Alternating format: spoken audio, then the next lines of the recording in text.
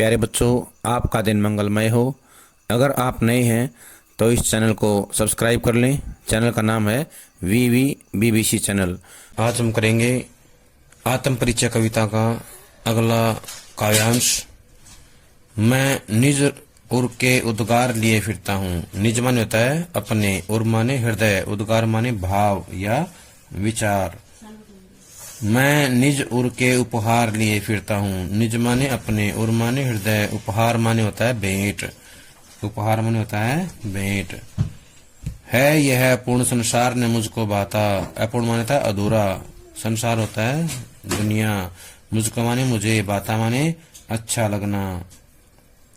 मैं सौपनों का संसार लिए फिरता हूँ। सौपन माने सपने। इसकी व्याख्या देखें।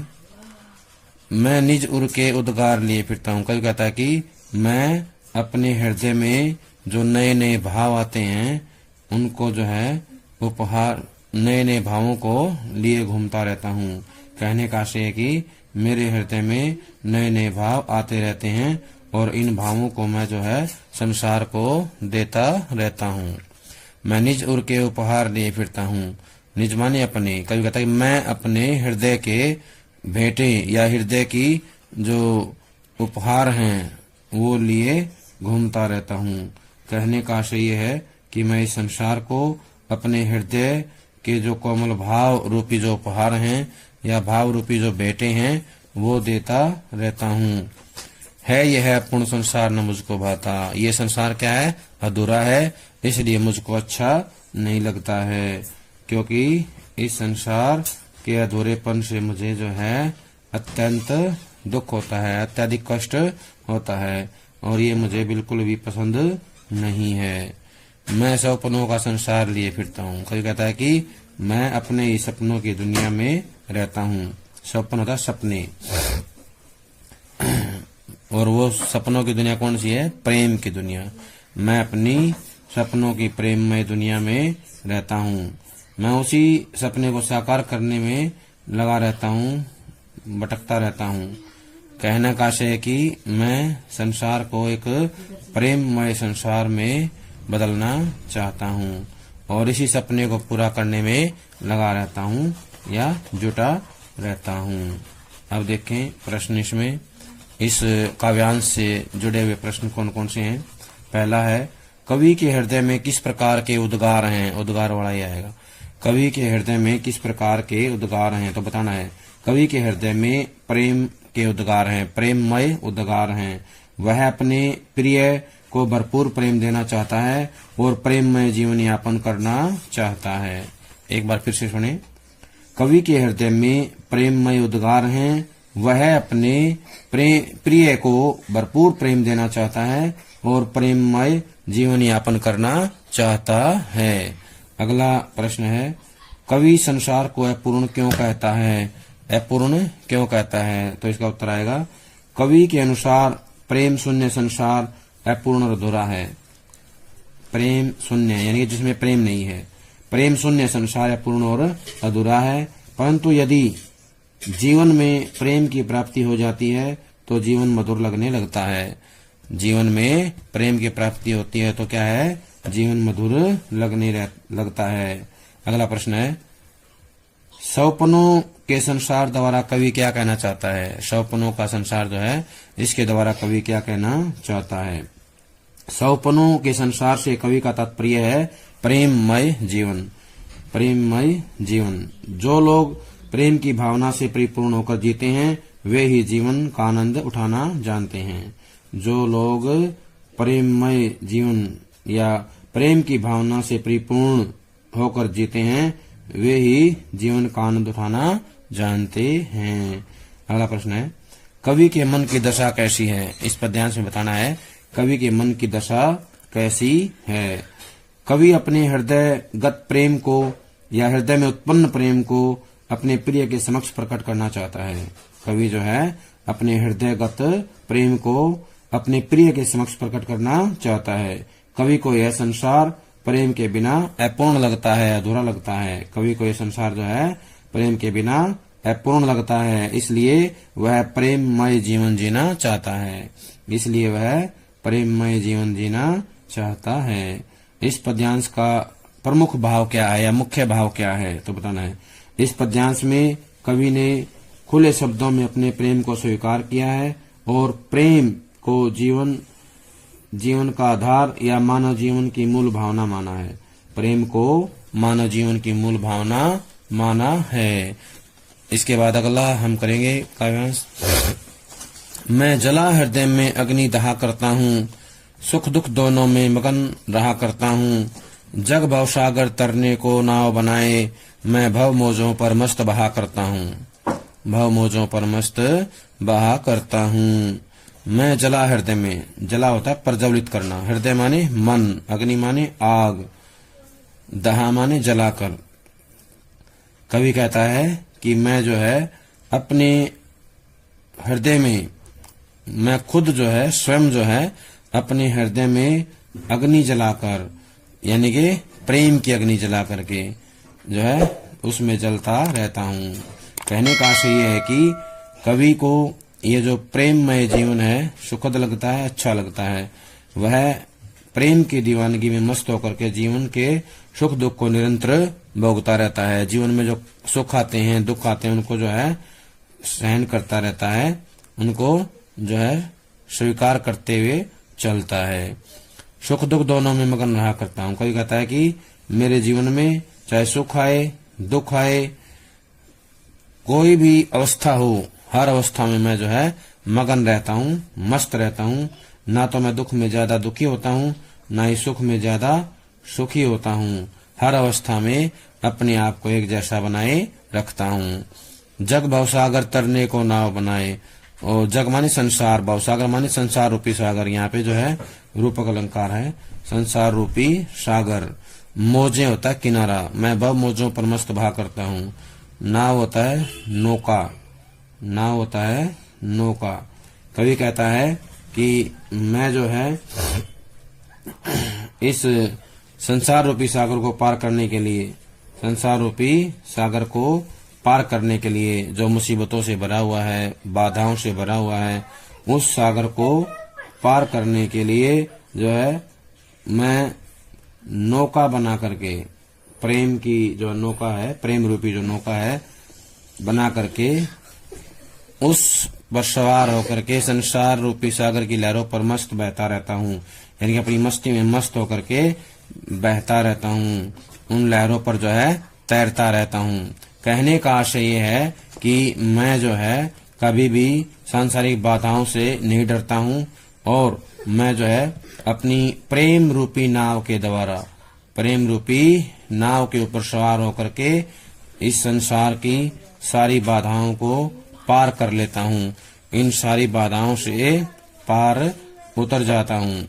प्रेम के कारण कवि के मन में जो है किसी प्रकार की कोई बाधा नहीं रुक पाती है, इसलिए वह जो है संसार सागर की लहरों पर जो ये सुख दुख की लहरें आती जाती रहती हैं, इनके ऊपर जो है प्रेम की नाव में बैठकर मस्त होकर के अपनी मस्ती में, मौज और मस्ती में जो है लीन होकर के उनके ऊपर तैरता रहता है, उनके ऊपर जो है मौज मस्ती से घूमता रहता है।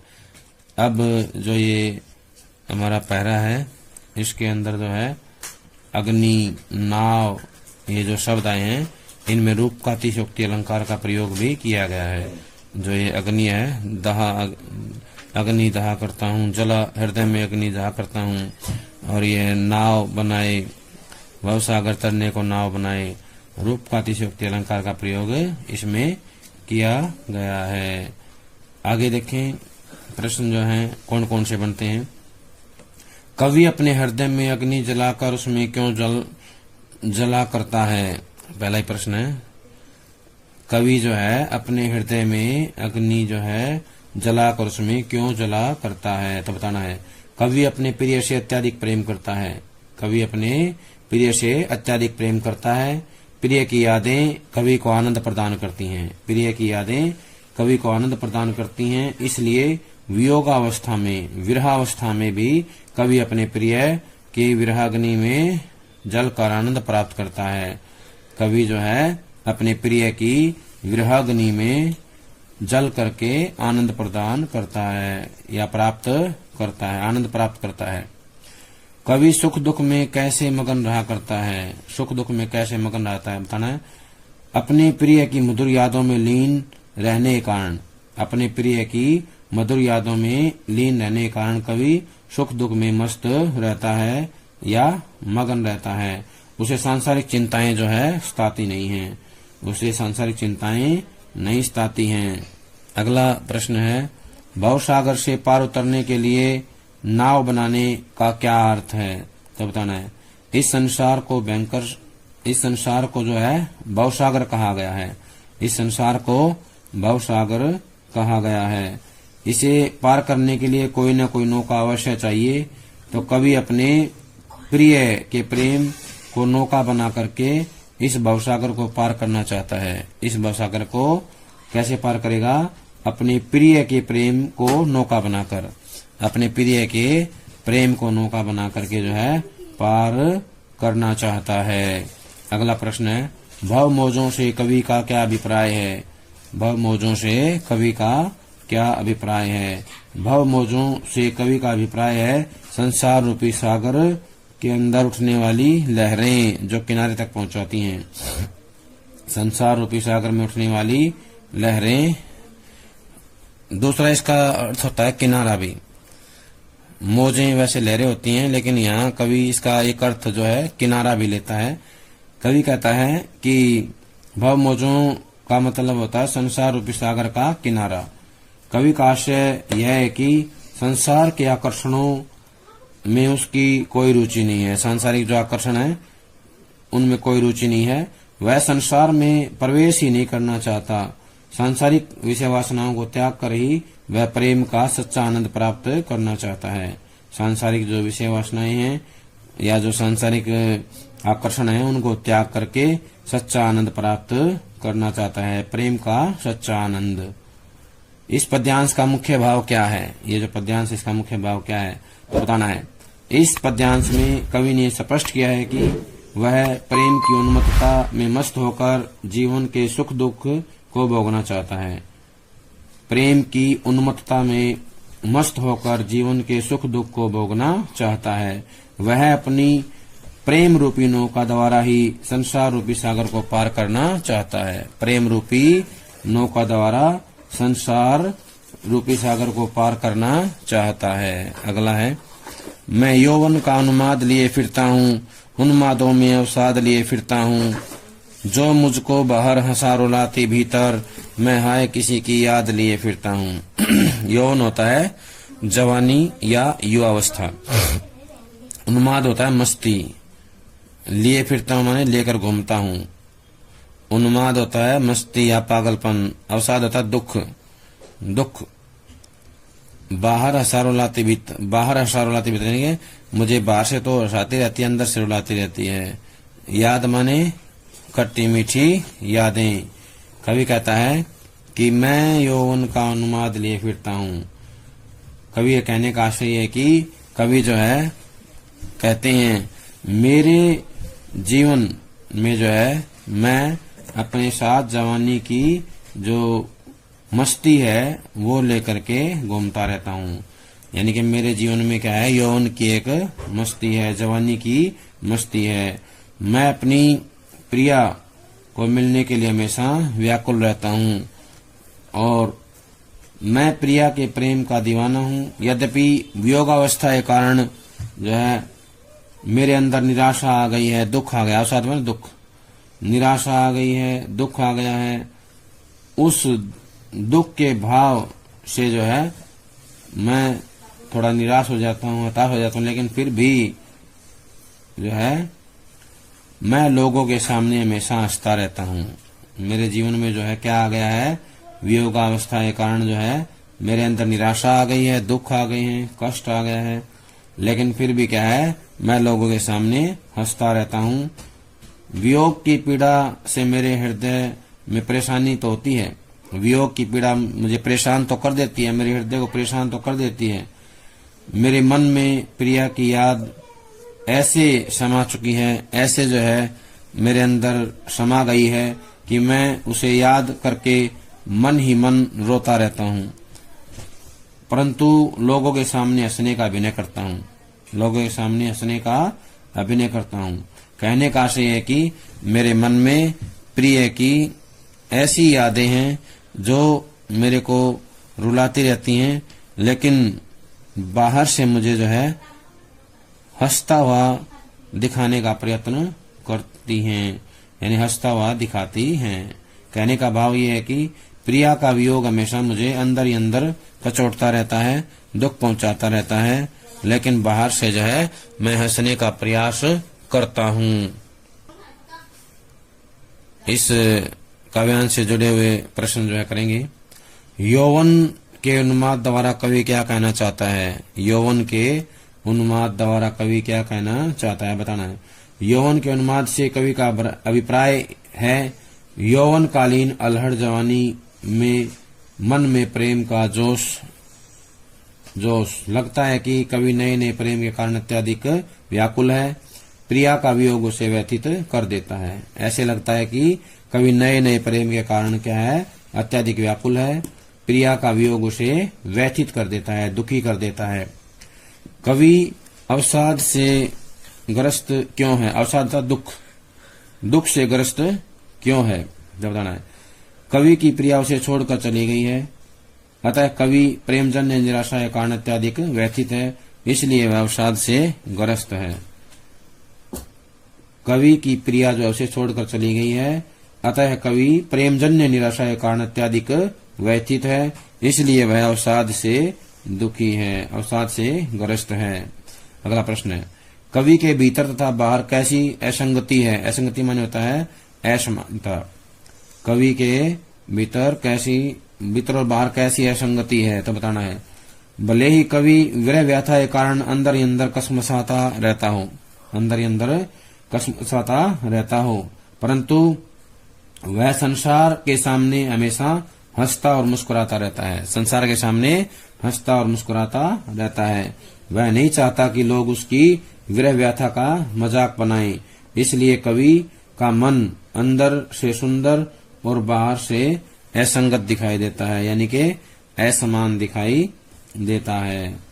अगला प्रश्न है, इस पद्यांश में किस प्रकार के श्रृंगार रस का चित्रण हुआ है और क्यों, तो बताना है। इस पद्यांश में श्रृंगार रस के वियोग पक्ष का चित्रण हुआ है। वियोग पक्ष का मार्मिक चित्रण हुआ है। कवि अपनी प्रिया के प्रेम से वंचित है, इसलिए वह निराशा और अवसाद से ग्रस्त है। क्योंकि उसके जो प्रिया है, कवि अपनी प्रिया के प्रेम से वंचित है, इसलिए निराशा और अवसाद से ग्रस्त है। इस पद्यांश का मुख्य भाव क्या है, तो बताना है। इस पद्यांश में कवि ने अपनी विरह व्यथा की मार्मिक अभिव्यक्ति की है। विरह व्यथा की मार्मिक अभिव्यक्ति की है। कवि सहज सरल शब्दावली में अपनी वियोग जनित अभिलाषा और पीड़ा को व्यक्त करता है।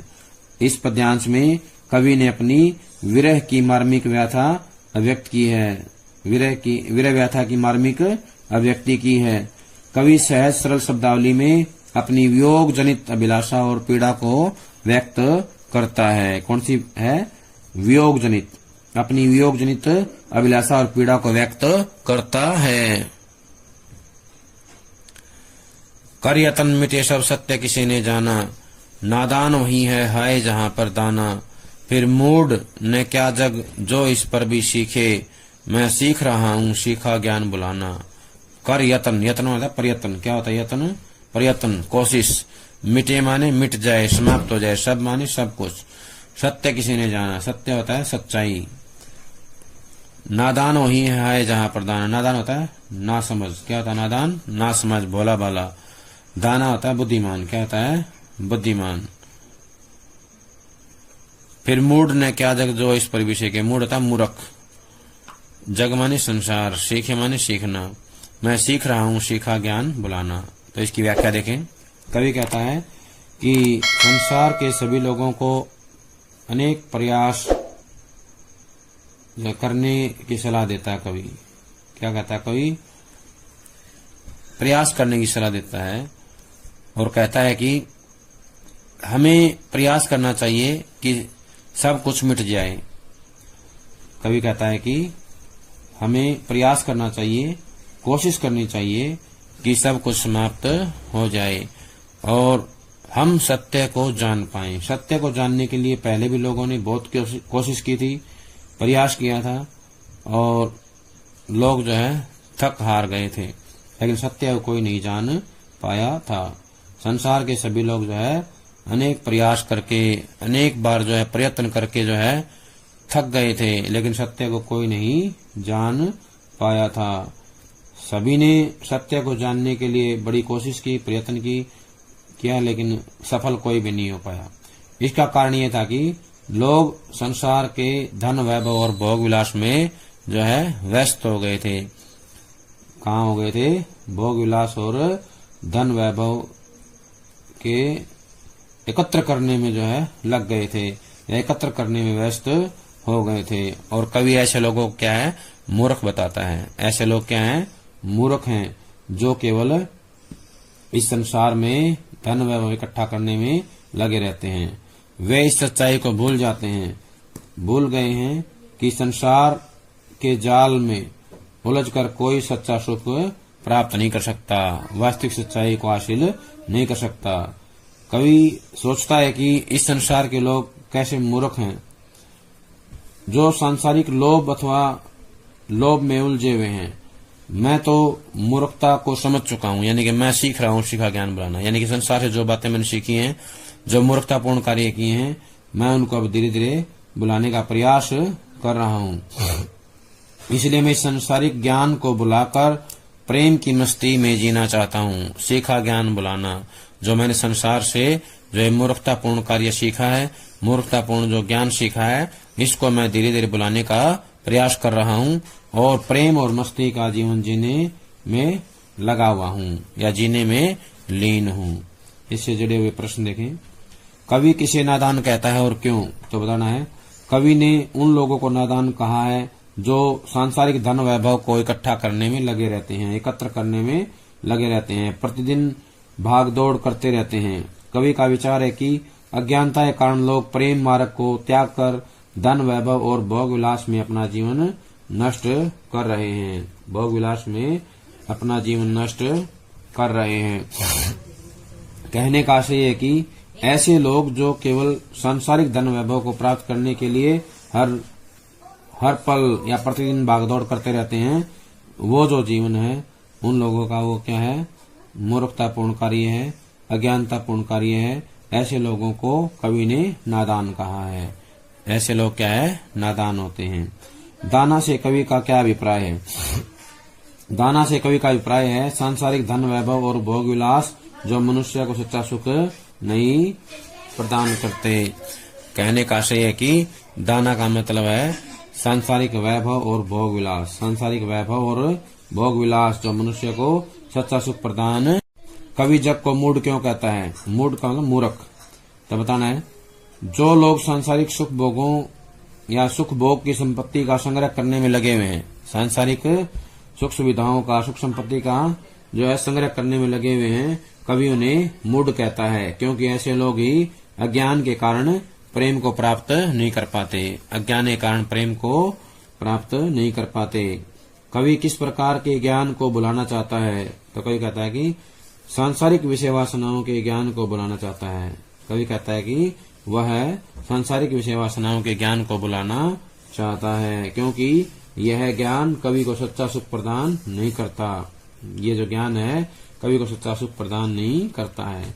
इस पद्यांश का मुख्य भाव क्या है? तो बताना है, इस पद्यांश में कवि ने सत्य पर प्रकाश डाला है। सत्य पर प्रकाश डाला है कि संसार में जीवन के सत्य को कोई नहीं पहचान सका। जो लोग सांसारिक मोह माया के शिकार हुए हैं या बने हुए हैं, वह निश्चित ही मूर्ख हैं। कवि ने इस प्रकार के ज्ञान को बुलाने की कामना की है। जो ये सांसारिक ज्ञान है, इसको बुलाने की कामना कवि ने की है। जो लोग सांसारिक मोह माया के शिकार बने हुए हैं, वह निश्चित ही मूर्ख हैं। कवि ने इस प्रकार के ज्ञान को बुलाने की कामना की है। को अच्छे से याद कर लें। सभी का बहुत बहुत धन्यवाद।